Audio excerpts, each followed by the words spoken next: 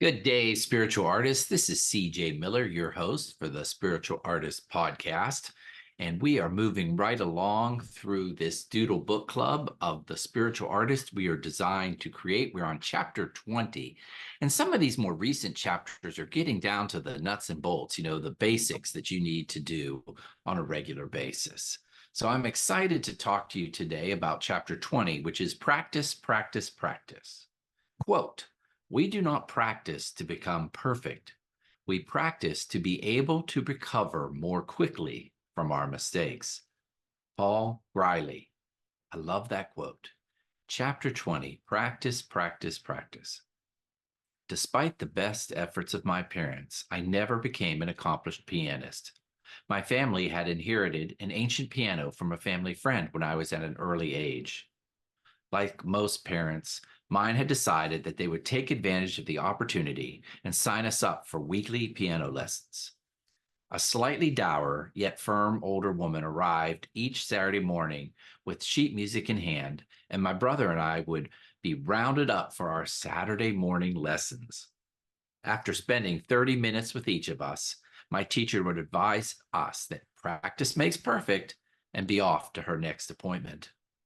My brother and I, armed with scribbled sheet music, would be tasked with sitting down before the massive oak monstrosity and practicing several times throughout the week. As you can guess, the ritual did not last long. I would spend a limited amount of time practicing my scales, only to be lured away by the beauty of the outdoors. My older brother found that his practice time soon fell to the wayside as well, and the piano was soon carted off. Before reaching adulthood, my attempts at becoming a musician would include similar excursions with the saxophone and guitar, both of which followed the way of the piano. We've all heard the adage, practice makes perfect, and it conveys an eternal truth. While we are already whole and complete, practice makes us better at attaining the state of a spiritual artist. Routine requires focus and discipline. As a spiritual artist, I remember that there is always room for growth and a need to practice, practice, and practice. Thought leader Malcolm Gladwell has written many influential books throughout his career. I highly recommend reading all of them. But in Outliers, he examines the errant belief in our society that a few people are graced with the high level of talent that most of us cannot achieve. We believe these prodigal outliers are born into the world smarter, quicker, and more creative than the rest of us. But this is not true. It's a societal myth. Inherent giftedness is a false belief that our society continues to hold as true, and it stops many of us from achieving our greatest possibility. With Outliers, Gladwell constructs an argument that exposes our false belief for the authentic truth. It's only through practice and repetition that we develop our talent and grow better at our craft. Gladwell introduces the reader to the 10,000-hour rule by examining case studies of people considered gifted in the computer programming, music, and athletic industries. After careful review of these case studies, he concludes that 10,000 hours of experience is the minimal amount of practice time required in any discipline before achieving mastery. Those who pursue a specific talent early in their lives and practice for many years become experts in their fields. Only through experience do we develop giftedness. I'm going to repeat that. Only through experience do we develop giftedness. We must walk the talk for 10,000 hours before we enter the realm of mastery. Each of us is born into circumstance with certain advantages, and we're required to hone our skills through practice, practice, practice. Ironically, my piano teacher was correct. While I didn't practice the piano, I did find the strength to follow my artistic passion and become a painter.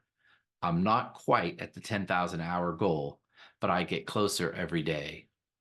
And here's an aside, folks. I think I'm there now. I've been painting that long.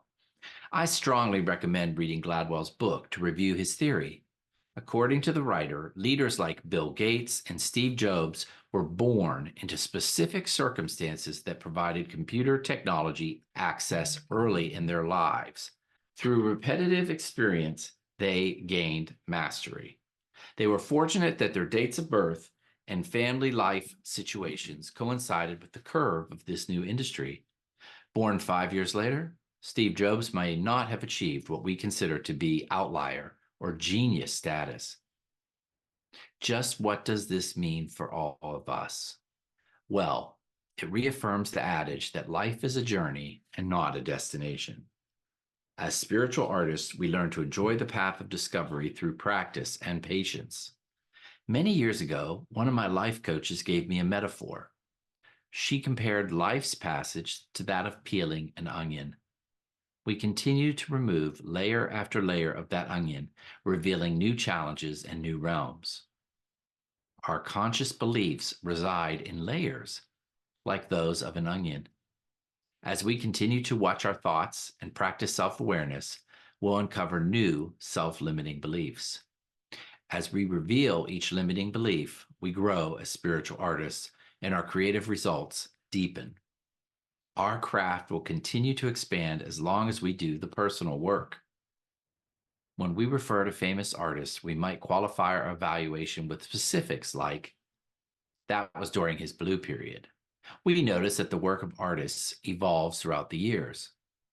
Andy Warhol's style continued to develop because his outlook on life changed. As spiritual artists, we never arrive. There is always a new layer, a more in-depth understanding, and another revealing of expression. While we never get to the center, it's the process of peeling down those layers that we love.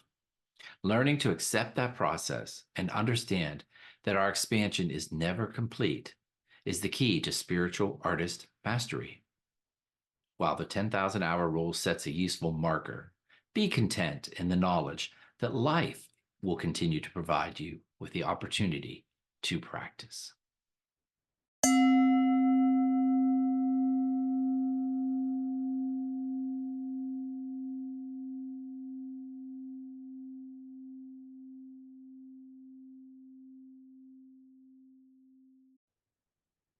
Well, I love this chapter. It seems so obvious, right? We think, of course, we have to practice.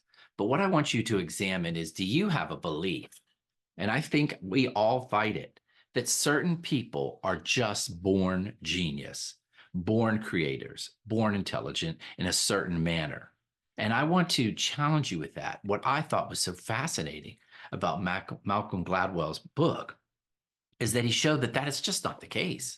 The people that we consider extremely talented, those musicians that we say are so fantastic and they're just born separate from everybody else, that's not necessarily true. They were born in just the right, perfect soil. Going back to my cantaloupe metaphor, they were born in just the right place and their skills aligned with that place, that they grew at such an early rate that they hit that 10,000-hour rule very young. For example, if you were born in a household where both of your parents are musicians and your creative DNA is musician, you like to play music, you're musically defined, you are born in just the right place. So that should give you confidence. And I want you to realize that there is no limit to what you can do. You just keep doing it. Keep doing it. Find what is native to you, what is unique to you that you love to do, and just start doing it. And believe it or not, you might sit there and go, oh, I'm too old already. I'm too old. That is not the case.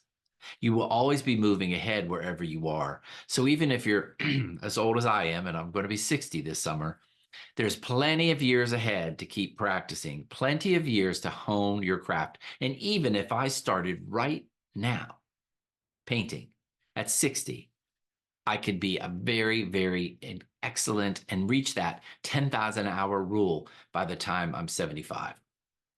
So it gives you hope, right? It makes you realize that we are all gifted. We are all gifted.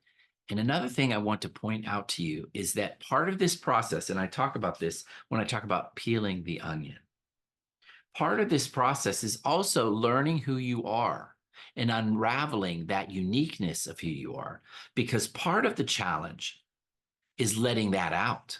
So I would even say that rock star that was born to two parents that are musicians at a very young age and has rock talent, he also was encouraged to pursue the unique talent that he had. There's a lot of things that have to line up there. So even just you focusing on your unique talent now, that puts you so far ahead of so many people on this planet, because most people are tied up with belief systems that their unique talent is no good.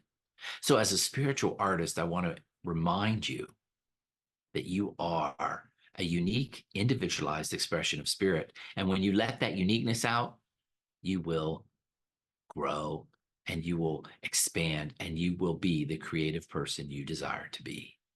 Thank you for listening to the Spiritual Artist Podcast. Tell your friends about this, and I look forward to talking to you tomorrow. And keep practicing. Thanks again for listening to the Spiritual Artist Podcast. Whether you're watching this show on Apple Podcasts, Spotify, Google Play, or iHeartRadio, make sure you choose the subscribe button so that you will receive updates when new segments are released. Most importantly, be still, listen, and know that you are a spiritual artist.